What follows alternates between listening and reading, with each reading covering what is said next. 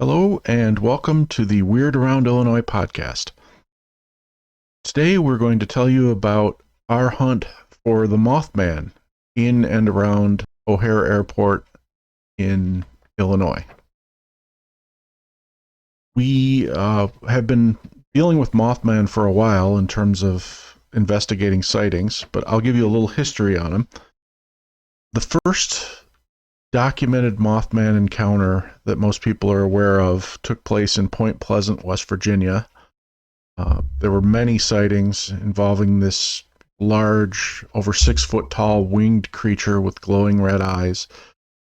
And this creature was often seen as a portent of disaster, because in Point Pleasant there was a collapse of a bridge not long after those sightings that involved several deaths.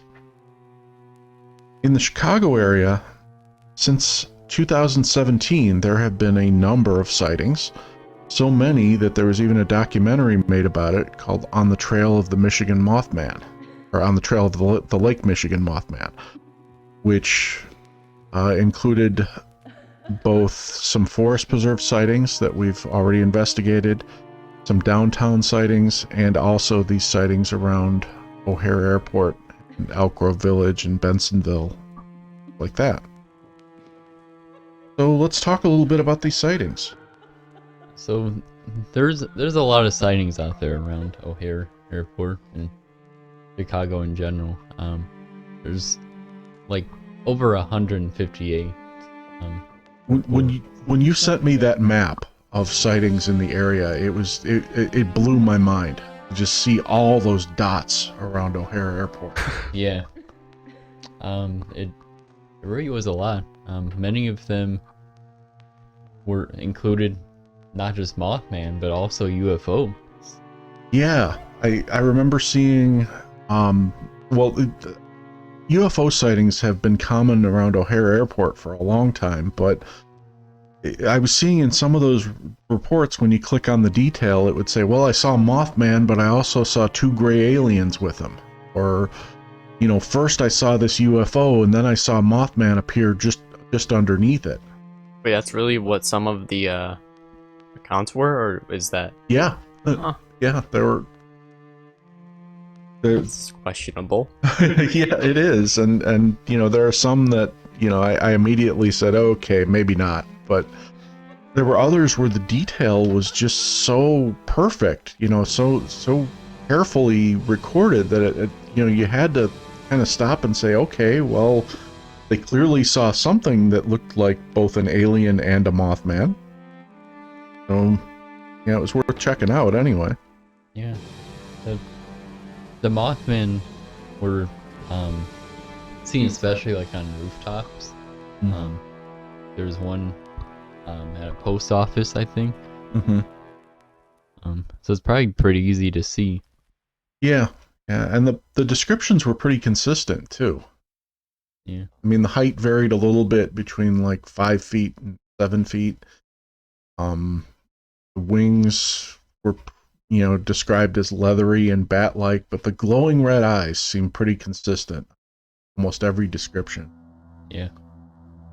And as always, when you talk about Mothman, you start to talk about what else could be mistaken for Mothman. There are sandhill cranes in the area. There are owls. I don't think the barred owl is native to the Elk Grove area or the O'Hare area, but there are owls that have that red reflection in the eyes, maybe a little bit smaller, that could be mistaken.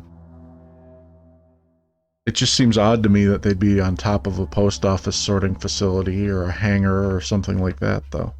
Yeah. So we decided to take a route that would take us right through as many of these sighting locations as possible. And I forget the exact number, but it was over 60 sighting locations that we drove right by or walked right by at some point. Yeah, I remember the ride almost being like a roller coaster, just like sighting after sighting, different areas. It was pretty fun. Yeah, I remember I kept calling out every couple minutes, okay, look at that roof, look at that roof. Look at those trees. Like a tour guide. Yeah. This is where they saw the aliens. This is where they saw the Mothman. Yeah. But we started actually maybe 2 or 3 sighting locations in. We came to a forest preserve in Rosemont, which the forest preserve police had failed to lock up at dusk. So we took that as our invitation to go in and look around a little bit.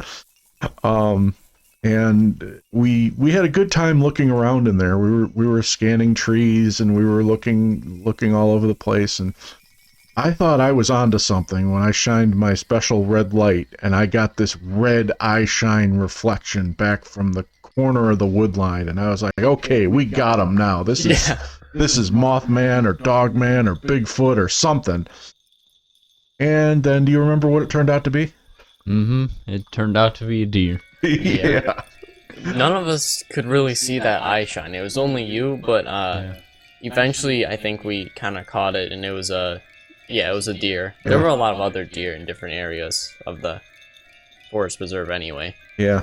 It was weird how nobody else could see it, and to me it was like glowing. It was, I guess you have to be looking dead on with that red light to see the eye shine, but it was amazing to me the way it lit up those deer. Yeah, I didn't see the eye shine until, like, several minutes later. Yeah. But, the Forest Preserve police did eventually show up to lock up that Forest Preserve, and that's when we decided it was time to move on. Yeah. So we got back on the road, toured another couple sighting locations, looking at rooftops, looking at light poles, not really seeing any Mothmen.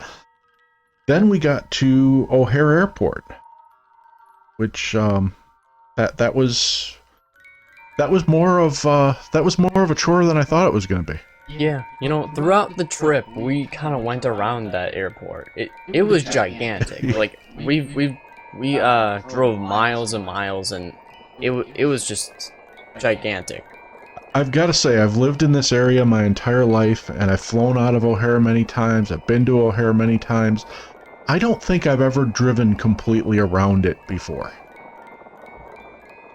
And you're right, that was flippin' huge. Yeah. Isn't that supposed to be like one of the biggest airports in the country or something? It's among them. I know it used to be the busiest international airport in America, maybe in the world. I don't know if that's still true or not. It was certainly busy when we were there. There were planes taking off and landing all the time. Oh yeah. Which, makes me wonder about UFO sightings. I mean, how many people mistake a landing plane for a UFO? The thing about the airport, though, you've got so many buildings around it. You've got hangars everywhere. There was construction going on, so you had construction sites. There was as you mentioned, a U.S. Postal Service sorting facility where, again, they'd actually seen Mothman on the roof of it at one point. There was a train that was like parked on train tracks running into O'Hare, and we were just convinced that there was going to be a Mothman on one of those train cars. Yeah. I don't know what it was about that train, but we all kind of looked at it and said, yep, this is the sighting spot right here. I think what it was is it was just so long. Yeah. Yeah, We it kept thought going there was for a such while. a good chance. Yeah. But alas, we didn't see the Mothman on the train. We took a little detour through Bensonville because there had been a nice cluster of sightings in Bensonville just south of the airport.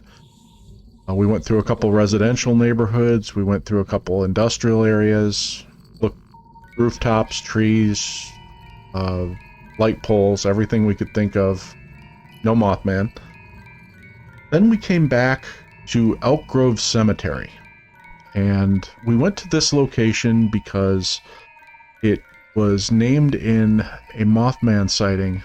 Well, sort of a Mothman sighting. It was somebody claimed to have seen what looked like a dogman with wings, which is not the traditional description of Mothman, but we'd be happy to find Dogman, Mothman, or a hybrid of the two, so we figured it was worth checking out. The cemetery itself was kind of small, and it was situated like between a couple major roads, like a highway and a couple big roads, so that made some challenges for us. when we were there, it was pretty loud. Like it's around a highway, so it was just constant cars moving. We could barely even hear each other talking. Right. And there was some debris that had come off the highway too, like people dropping bags or boxes or whatever. So in the middle of the night, as you're looking at it, it's like, oh my gosh, what's that? And you know, we have to get real close to it to finally figure out, oh no, that's just a bag. Hopefully not with a body in it. Yeah. And it was a really, really nice cemetery though for its size. There was this big marker in the front of it commemorating a Revolutionary War veteran buried there. It was the graves were very well kept for, you know, being such an odd cemetery in the middle of nowhere. Yeah. Did you guys get any creepiness factor out of it at all? Like any haunted factor or anything? Or was it just too loud to even feel that? That was kind of creepy. Yeah. I could see why something would be able to hide in there, to be honest, because there were like trees in there. I was wondering if there was like something hidden in the trees, so I kept looking up. Yeah. Well, that was where the original thing was sighted there. It was in one of those trees. Well, I want to go back to the sighting area, because the sightings, like, you said that there were some reports that had Mothman related to aliens, like kind of made me question, is Mothman possibly an alien? Is there any chance of that? That thought occurred to me, especially when you hear him sighted like directly below a UFO or something like that. Yeah. And then you think about the whole idea that he's warning people of disasters. I mean, is this some benevolent alien race coming down to tell us, you know, how to save ourselves from whatever we're about to run into? I think it's certainly a possibility. The conclusions that we can come to from the various stories about Mothman is that he's not appearing randomly. It doesn't seem like, you know, Mothman just, you know, migrates or shows up in this area for a couple months and then moves to another area. That there seems to be focus and purpose to it. I was thinking of Star Trek Discovery, and I was thinking of when one character was traveling in time, they were wearing a suit that made them look suspiciously like Mothman, complete with the glowing red eyes. And, you know, what if it's somebody who knows that bridge collapses and they come back in time to try to save people from the collapse and either succeed or fail? I mean, you know, when we see a Mothman and there isn't a disaster related to it, does that mean they just prevented the disaster? I don't know. Possibility. But the one thing I will say is that Mothman is probably the hardest cryptid to look for. Yeah. It's, you know, if you're looking for Dogman, you go into the woods, you go into the fields. If you're looking for Bigfoot, you go into the deep woods, and the sign you can look for tracks. With Mothman, you gotta look everywhere. You know, they'll be in the forest, they'll be in the prairie, they'll be in the industrial park, the neighborhood.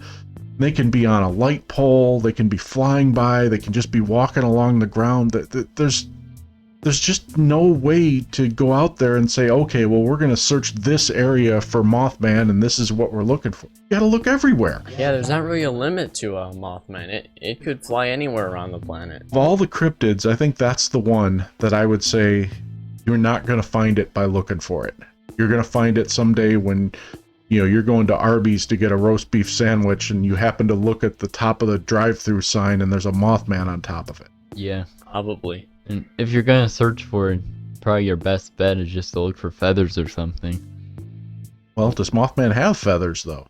I thought he had, like, bat wings or, you know, fuzzy moth-like wings. Yeah, from every drawing or just like image that people have kind of made off of different information, it looks like it has more leathery bat-like wings, not like bird feather wings. Yeah, the story is they actually were going to call him Batman, but they couldn't because Batman was already an iconic character when the sighting happened. Yeah. Well, maybe you've had better luck finding Mothman than we have, and if so, we would love to hear about it, and we'd love to know your tricks for how to find him. We're going to keep looking, though, and we're going to keep talking about these sightings in the Chicago area and what they might have meant or what they might mean for our future.